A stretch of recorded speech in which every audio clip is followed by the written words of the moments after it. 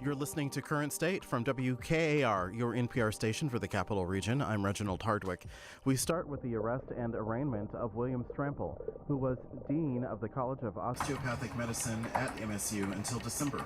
He was also a supervisor of disgraced former sports doctor Larry Nassar, who abused hundreds of girls and women under his care at MSU. Nassar was sentenced to decades in prison for those assaults. He is now serving time in Arizona for child pornography charges. Prosecutors say Strample failed to supervise Nassar. It's too early for this.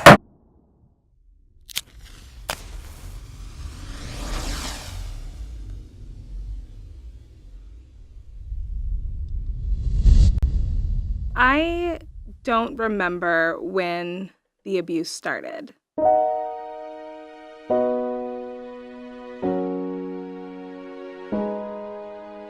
But I do remember my father died, and that's when it ended. I am Tashmica Torok, and I'm the executive director of the Firecracker Foundation.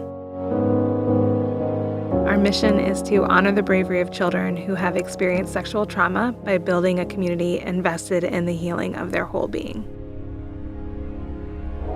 The foundation was created with the ideas that came from my own survivorship. My life kind of just changed during that time, and part of me is like, he got to die. He died, and I'm still here. Every 4 years having to disclose to someone else and negotiate how I'm going to navigate some of the most important moments in my life around the fact that my dad raped me.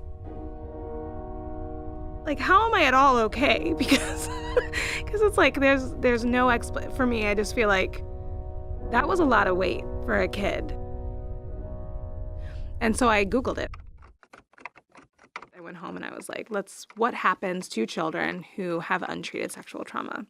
Children who experience sexual trauma often drop out of high school earlier, have disordered eating, become addicted to alcohol, drugs, practice self-harm, have a lot of mental health issues, get pregnant before they leave high school. And so that's kind of where the idea of creating, the Firecracker Foundation came from.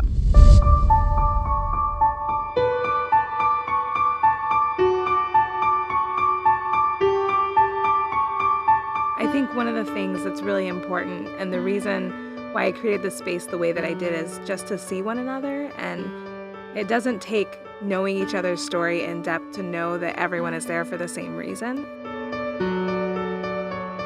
So we provide mental health therapy, so individual therapy sessions for children who are under the age of 18. We contract therapists who specialize in pediatric sexual trauma.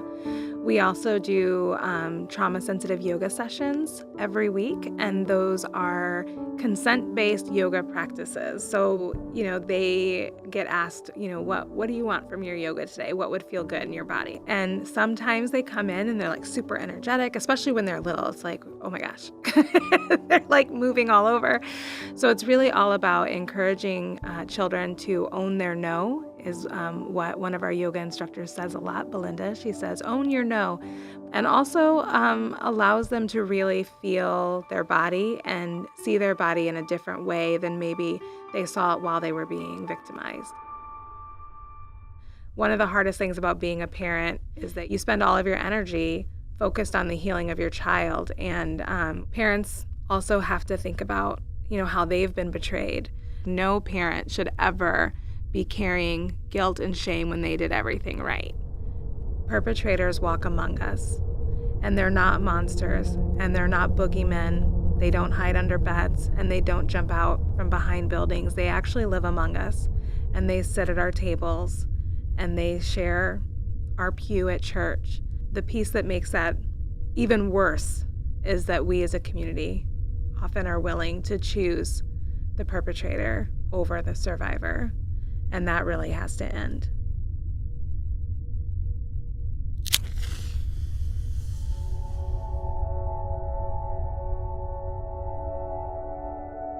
In order to heal, we need so much joy through laughter and through music and through dancing and through connection to one another. Knowing that there are so many survivors who have never had people come together to like celebrate them, to celebrate that they are still standing here, and to do it from a place that's not judgmental or questioning. I had a client a couple years ago send me a letter that said that had they never met me, that they wouldn't still be here.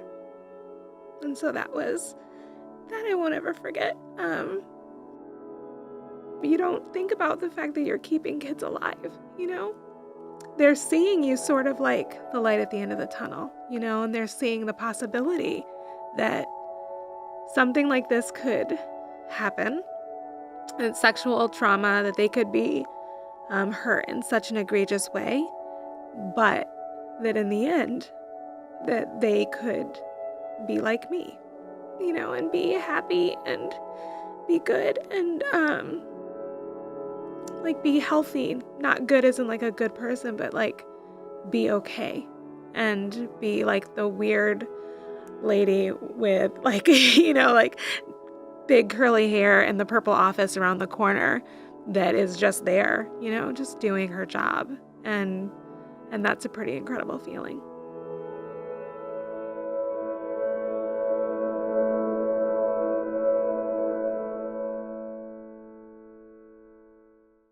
This little light of mine, I'm gonna let it shine.